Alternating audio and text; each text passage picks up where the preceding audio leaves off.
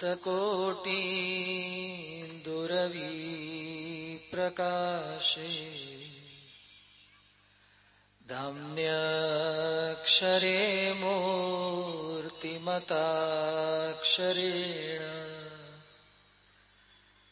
सार्धं स्थितं मोक्तगणावृतं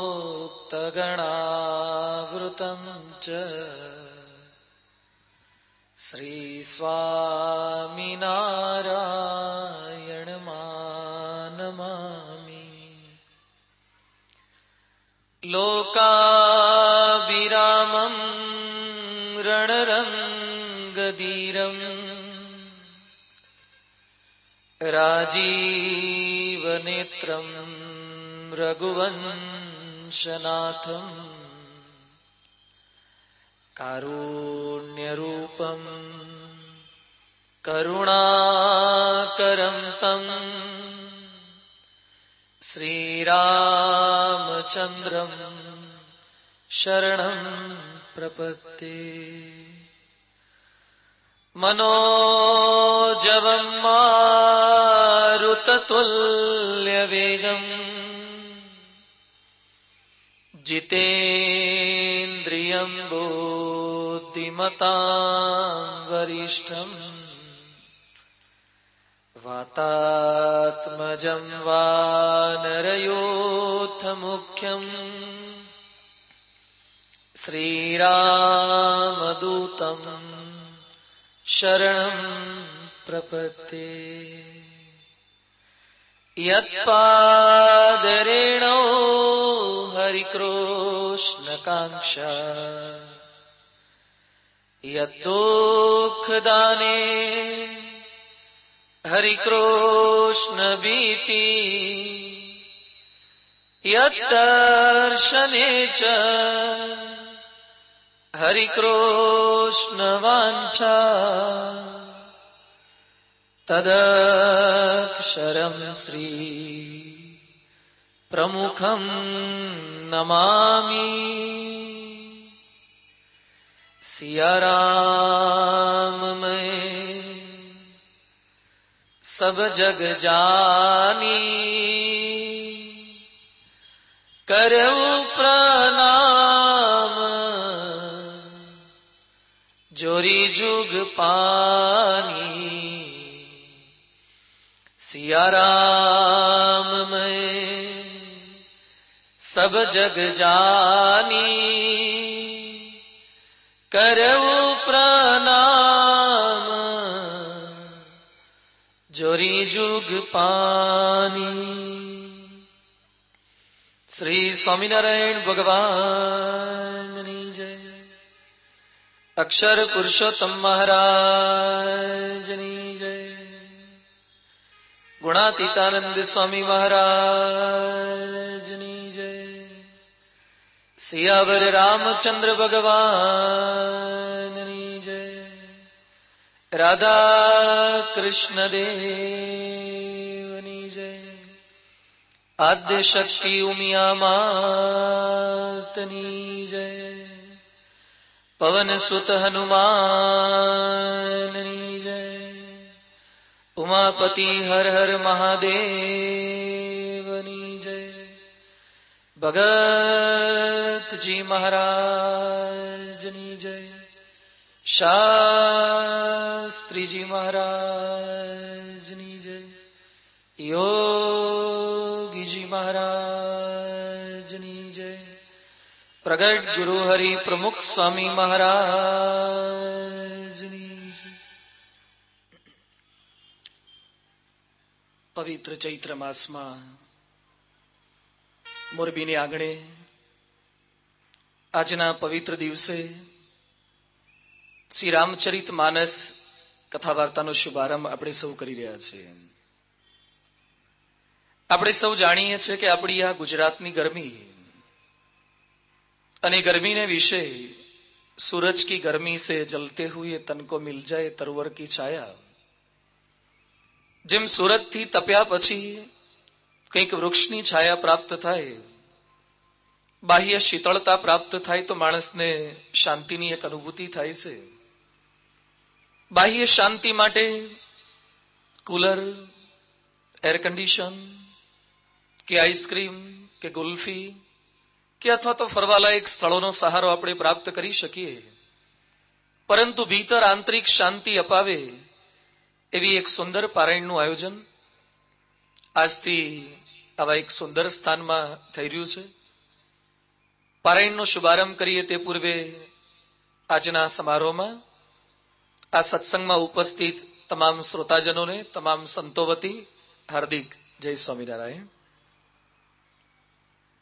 હમણાં જ પ્રવક્તાએ જેમ ઉલ્લેખ કર્યો તેમ સમગ્ર પારાયણનું આયોજન ઉમિયા પરિવારના તમામ અગ્રણી યુવા અગ્રેસરો તેમજ તમામ કાર્યકારી હોદ્દેદારો દ્વારા છેલ્લા કેટલાય દિવસોના તન, મન અને ધનના ભોગ અને સમર્પણ દ્વારા આ કાર્ય શક્ય બન્યું છે.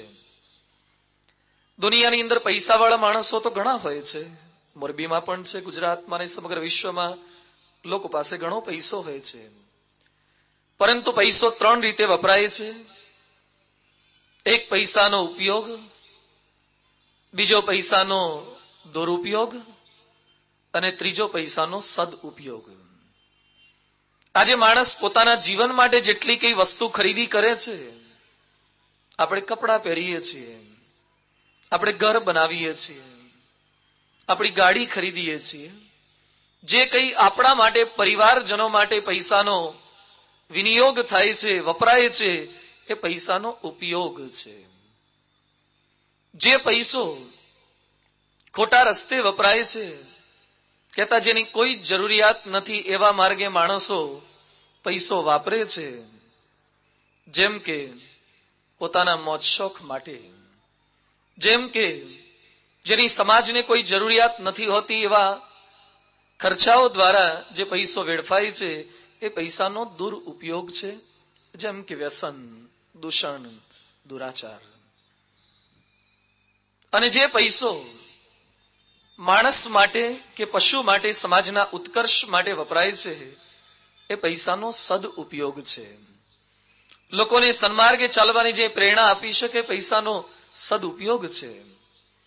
આજે ખરેખર આનંદની વાત એ છે કે ઉમિયા પરિવારના આ તમામ સભ્યોએ પૈસાનો કેવળ ઉપયોગ નહીં પરંતુ પૈસાનો સદઉપયોગ કરી બતાવ્યો છે. આવી એક પારાયણના આયોજન દ્વારા પૈસાનો ખર્ચ કરી અને સમગ્ર શ્રોતાજનોને જે લાભ અપાવ્યો છે તે બદલ કમિટીના તેમજ સમગ્ર પરિવારના સભ્યોને ખૂબ ખૂબ અભિનંદન. આજથી આ પારાયણનો આપણે શુભારંભ કરીએ છીએ. ઘણા દિવસોથી આપ મોરબીના રાજમાર્ગો ઉપર, અલગ અલગ લોકેશન ઉપર ઘણા બધા હોર્ડિંગ્સ આપ નિહાળતા હશો.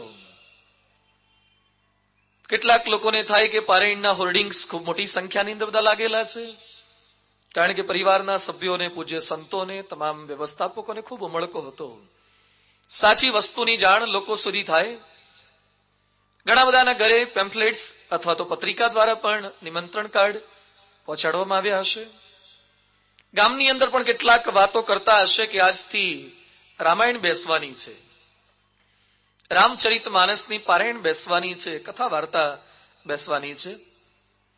પરંતુ આજે મોરબીના આંગણે કોઈ આ પ્રથમ પારાયણ નથી. આવી તો અનેક પારાયણો મોરબીના આંગણે, મોરબીની આ ભાગ્યવંતી ભૂમિ ઉપર થયેલી છે.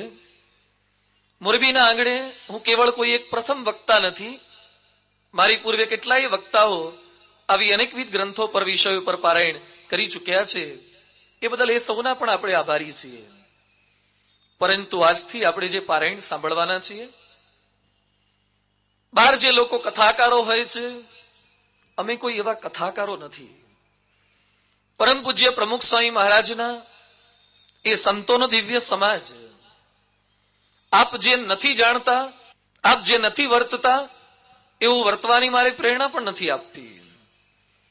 મારી કથાના કોઈ પણ શબ્દનો એવો હેતુ નથી કે જે નથી જાણતા એ મારે આપને જણાવી દેવું કે આપના કરતા હું વધારે જાણું છું, એવું પણ મનમાં આશય નથી. અથવા તો આપ નથી વર્તતા ને અમે સાધુઓ જ વર્તીએ છીએ અને તમને વાતો કરીએ, એવો પણ અમારો આશય નથી. પરંતુ આપના મનની અંદર જે જાણીએ છીએ છતાં જેને સમય આવે ભૂલી જઈએ છીએ, જેમ માણસ જાણે તો ઘણું છે, પરંતુ સમય આવે ત્યારે ઓસાન ભૂલ જાતા હૈ. જેમ વર્તવાની ઘણાની ઈચ્છા હોય છે, પણ છતાં વર્તી શકાતું નથી. એ જાણપણાનું બળ અને આત્મબળ પ્રાપ્ત થાય એના માટેની આ પારાયણ છે, એના માટેની આ કથા વાર્તા છે. 1986 સાલમાં સ્વિટ્ઝરલેન્ડ દેશની અંદર એક કોમ્પિટિશનનું આયોજન કરવામાં આવેલું હતું, ઇન્ટરનેશનલ ફિલ્મ ફેસ્ટિવલ. સમગ્ર વિશ્વની અંદર પ્રતિવર્ષ ઘણી બધી ફિલ્મ બનતી હોય છે. ઇન્ડિયન બોલીવુડ જે દર વર્ષે લગભગ 800 થી 1000 જેટલી ફિલ્મ પ્રોડ્યુસ કરે છે. પ્રતિવર્ષ ઇન્ડિયન બોલીવુડ દ્વારા 800 થી 1000 જેટલી ફિલ્મ બને છે, અને એક ફિલ્મ બનાવવાનો ખર્ચ એવરેજ 25 કરોડ કે 100 કરોડ, અને એમાં પણ કિંગકોંગ જેવી ફિલ્મ એ તો 1800 કરોડ કે 2000 કરોડની એક ફિલ્મ હોય છે. કરોડો રૂપિયાના ખર્ચે 800 થી 1000 જેટલી ફિલ્મ બોલીવુડ બનાવે છે. આ વખતે અમે લોકો અમેરિકા વિચરણમાં હતા, લોસ એન્જલસમાં હોલીવુડ છે, જે લોકો પણ પ્રતિવર્ષ આવી ઘણી બધી ફિલ્મ બનાવે છે. સમગ્ર વિશ્વમાં અનેક દેશના આવા ઘણા બધા વુડ હશે કે જે ફિલ્મ ડિઝાઇન કરતા હોય.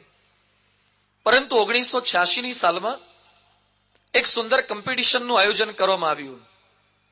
શી કોમ્પિટિશન હતી કે સમગ્ર વિશ્વની આ વર્ષની સારામાં સારી ફિલ્મ કોણ બનાવે છે એને પ્રાઇઝ આપવું હતું. અહીંયા બેઠેલા લગભગ તમે ઓસ્કાર એવોર્ડથી પરિચિત હશો. ઓસ્કાર એવોર્ડ અપાતા હોય છે. સ્લમડોગ મિલિયોનર ફિલ્મને જેમ એવોર્ડ અપાયા, આપણી ઇન્ડિયન ફિલ્મને પ્રાઇઝ મળે તો માણસો ગૌરવ અનુભવે છે. માણસને રસ છે ફિલ્મમાં તો 3-3 કલાકની ફિલ્મ એ જોયા કરે છે. અહીંયા શરત એ હતી કે શોર્ટેસ્ટ ફિલ્મ, ટૂંકામાં ટૂંકી ફિલ્મ બનાવવાની છે.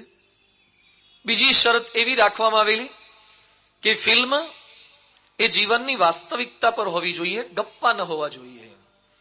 આજકાલ ફિલ્મની અંદર જે બતાવવામાં આવે છે એ ખરેખર રિયલ લાઈફમાં બનતું હોતું નથી. આજકાલના ફિલ્મની અંદર એક સીન કાશ્મીરનો હોય છે અને આફ્ટર ધ ફ્યુ સેકન્ડ્સ બીજો સીન કન્યાકુમારીનો આવી જાય છે. રિયલ લાઈફમાં તમે કોન્કર્ડ પ્લેનમાં કે ફાઇટર પ્લેનમાં બેસો તો પણ એક જ સેકન્ડમાં કાશ્મીરથી કન્યાકુમારી પહોંચાય એવું છે જ નહીં. અરે 5 મિનિટમાં ન પહોંચાય, ફ્લાઇટમાં ન પહોંચાય, પણ ફિલ્મમાં બધું જ પહોંચાય. ફિલ્મની અંદર એક જ ગીતની અંદર 5-5 જોડી 10-10 જોડી કપડા હીરો હિરોઈનના બદલાઈ જાય છે. રિયલ લાઈફમાં પૂછજો કેટલી મિનિટે બદલાય છે. ફિલ્મમાં બધું જ શક્ય છે. ફિલ્મની અંદર જે ગાંધીગીરી બતાવવામાં આવે છે એ રિયલ લાઈફમાં ન પણ હોય. ફિલ્મની અંદર સંજય દત્તને ગાંધીગીરી બતાવતા સારું ચિત્ર રજૂ કરવામાં આવે, પણ રિયલ લાઈફમાં જો ગાંધીગીરી હોત તો AK-56 ન રાખવી પડત અને આટલી બધી કેસની માથાકૂટ ન થઈ હોત. ફિલ્મના પડદા ઉપર તમે મહાત્મા ગાંધી બની શકો છો, પરંતુ રિયલ લાઈફમાં તમે નથુરામ ગોડસે પણ હોઈ શકો છો. એકવાર એક શિક્ષકે ક્લાસની અંદર વિદ્યાર્થીઓને પ્રશ્ન પૂછ્યો, what's the difference between the real marriage and the ફિલ્મી મેરેજ? ફિલ્મના મેરેજ અને રિયલ મેરેજની વચ્ચે ડિફરન્સ શું છે? બધા વિદ્યાર્થીઓ કે સર ઓલ આર સેમ, બંને સરખું જ હોય. એક વિદ્યાર્થી થોડો શાર્પ હતો, બુદ્ધિશાળી હશે કદાચ મોરબી વાળો, એ કે હા સાહેબ કઈ ડિફરન્સ છે. શું ડિફરન્સ? એ કે ફિલ્મની અંદર હીરો ને હિરોઈન એને મેરેજ કરવા હોય, પ્રેમી ને પ્રેમિકા, એટલે કા હીરોનો બાપ વિલન હોય કા હિરોઈનનો બાપ વિલન હોય, અથવા તો થર્ડ પાર્ટી વિલન હોય. એટલે પહેલા હીરો ઓલવેઝ ફાઇટિંગ કરે, સખત ફાઇટિંગ કરે, અને મોટે ભાગે ફિલ્મમાં ફાઇટિંગમાં હીરો જીતતા જ બતાવવા પડે. હીરોનું મોત લોકોને ગમતું હોતું નથી, એટલે હીરોને જીતાડવાના જ હોય. ફિલ્મની અંદર પહેલા ફાઇટિંગ થાય, પછી મેરેજ થાય. રિયલ લાઈફમાં પહેલા મેરેજ થાય, પછી ફાઇટિંગ થાય. એ તો મારા કરતા વધારે આપને સૌને ખબર હોય ને. ફિલ્મના પડદા ઉપર હીરો ને હિરોઈનના મેરેજ થાય અને ખાધું પીધું ને લહેર કર્યું એમ બતાવવામાં આવે છે, પણ રિયલ લાઈફમાં પૂછજો કે ખરેખર જો લહેર હોત તો હીરો હિરોઈનને છૂટાછેડા કેમ થાય છે? ઘણા હીરો હિરોઈનને પણ છૂટાછેડા થાય છે. વાય? તો શરત અહીંયા એ રાખેલી કે એવી એક ફિલ્મ બનાવો કે જે રિયાલિટી એને રિપ્રેઝન્ટ કરે, એને ડિસ્પ્લે કરે. યુ કાન્ટ ઇમેજિન, તમે માની નહીં શકો કે જે ફિલ્મને પ્રાઇઝ મળ્યું એ ફિલ્મ ખાલી 40 સેકન્ડ્સની હતી. 40 સેકન્ડની. 40 સેકન્ડની તો એડવર્ટાઇઝમેન્ટ હોય, ફિલ્મ કઈ રીતે હોઈ શકે? What was that story? આજે કથાના પ્રારંભમાં મારે આપને ફિલ્મની સ્ટોરી કહેવી છે. શું સ્ટોરી હતી? એક ભાઈ ઇન્જર્ડ થઈ ગયા અને હોસ્પિટલાઇઝ કર્યા અને જીવે કે મરે એવી ઘડીઓ એની ગણાતી હતી.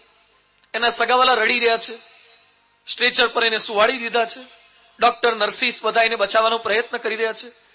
ત્યાં ઓપરેશન થિયેટરની અંદર સ્ટ્રેચર એન્ટર થઈ ગયું, રેડ લાઇટ સ્ટાર્ટ થઈ ગઈ, કેસી સિરિયસ, કેસી સિરિયસ, કેસી સિરિયસ.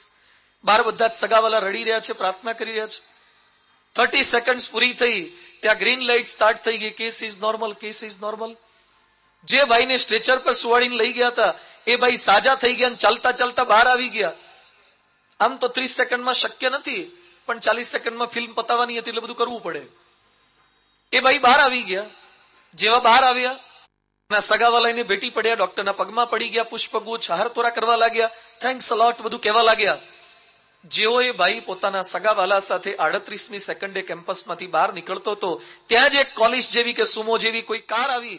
કારના ગ્લાસ નીચે ઉતર્યા, અંદરથી એક મશીન ગન નીકળ્યું, મશીન ગનમાંથી બુલેટ્સ ફાયર કરી અને જે વ્યક્તિને ડોક્ટરોએ સાજો કર્યો તો એને આતંકવાદીઓએ મારી નાખ્યો. Story was over, film was over. આમાં શું મજા આવે એવું છે? આમાં ન તો કોઈ એવો સીન આવ્યો, ન તો કોઈ ફ્રેન્ડશીપની વાતો આવી, ન તો કોઈ લવશીપ આવી. આમાં મજા આવે એવું શું છે? છેલ્લે એક વાક્ય લખેલું આવે છે, today half world is ready to save you, half world is ready to kill you. અડધું વિશ્વ તમને બચાવવા માંગે છે, અડધું વિશ્વ તમને મારવા માંગે છે. સમાજની પરિસ્થિતિ આ છે. આજે સમાજની અંદર જેટલી ઝડપથી માણસોનું હેલ્થ સારું રહે એવી મેડિસિન્સ, કેડિલા, ઝાયડસ ને આ બધી ફાર્માસ્યુટિકલ કંપનીઓ બનાવી રહી છે, એટલી જ ઝડપથી માણસોના હેલ્થ કઈ રીતે બગડે એવા ગુટકા, દારૂ, સિગારેટ એ પણ પેરેલલ ડિઝાઇન થઈ રહી છે. સમાજની અંદર જેટલી ઝડપથી માણસો સન્માર્ગે ચાલે એવી કથાઓ, પારાયણો થઈ રહી છે, એવા મંદિરો બની રહ્યા છે, એટલી જ ઝડપથી સમાજની અંદર માણસો ખોટા રસ્તે કઈ રીતે ચાલે એવી ફિલ્મ, એવા મેગેઝિન, એવું ઇન્ટરનેટ, એવું યુટ્યુબ પર સતત એવી ક્લિપિંગ એ અપલોડ થઈ રહી છે. પેરેલલ ચાલી રહ્યું છે. આજે સમાજની અંદર જે વિશ્વની અંદર આપણે જીવીએ છીએ, આપણને આતંક કઈ ન કરી શકે, ચોર કઈ ન કરી શકે, એના માટે બુલેટ પ્રૂફ જાકીટ ડિઝાઇન થઈ રહ્યા છે. દુઃખની વાત એ છે કે બુલેટ પ્રૂફને પણ વિંધી શકે એવી બુલેટ્સ, એની વચ્ચે આપ આપના ઘરેથી આ પારાયણના સ્થળ સુધી આવ્યા હોય, એમાં આપને અધ્યાત્મની પ્રેરણા આપે એવા હોર્ડિંગ્સ કેટલા આપણા લગાવ્યા છે, કેટલાક અથવા બીજી કોઈ પારાયણ ના હોય. રોડ પર સતત તમને ટીવીની સિરિયલ્સની જાહેરાત, રોડ પર તમને પેલો યુનિનોર વાપરો, વોડાકોમ વાપરો, 3G વાપરો, જાત જાતની આ એડવર્ટાઇઝમેન્ટ. સતત આપણે ખર્ચા કેમ કરીને વધારે કરીએ, કેમ કરીને આપણું લાઈફ લક્ઝરિયસ બને એવી જ એડવર્ટાઇઝમેન્ટ, એવું સતત આવ્યા કરતું હોય છે. એની વચ્ચે અધ્યાત્મના માર્ગે આપણે સૌ આગળ વધી શકીએ એવી વાતો વિશ્વમાં આપણને સંભાળનાર એ સમુદાય કેટલો. આજે રામચરિત માનસની પારાયણનો શુભારંભ આપણે સૌ કરી રહ્યા છે. આ કેવળ એક કથા વાર્તા જ ન સમજતા, કેવળ એક પારાયણ ન સમજતા. આજે મોટે ભાગે પારાયણમાં આપ સૌને આમંત્રણ આપ્યું, આપ બધા આવ્યા છો, વેલ ડન. આપ સૌનો આભારી છું કે આટલી મોટી સંખ્યામાં પ્રથમ દિવસે જ આપ ઉપસ્થિત છો. પરંતુ મોટે ભાગે કેટલાક લોકો પારાયણમાં આવે ને, અને આપણે બધા અહીંયા બેઠા છીએ, આપણા બધાની ફોટોગ્રાફી થતી હોય, અમારા પૂજ્ય હરીશવણ સ્વામી, મંગલ પ્રકાશ સ્વામી ખૂબ ઉત્સાહી છે, અમારા કાર્યકર્તાઓની ટીમ ખૂબ ઉત્સાહી છે, આમંત્રણ આપે બધાને કે ભાઈ પારાયણમાં આવજો ને પારાયણમાં આવજો.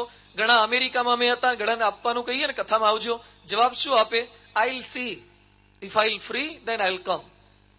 હું ચેક કરીશ, જો હું ફ્રી હોઈશ તો હું તમારી કથામાં આવીશ. ઇટ પ્રૂવ્સ ધેટ કે આજે તમે બધા આયા છો એ કેવા છો? કેવા છો? ફ્રી છો.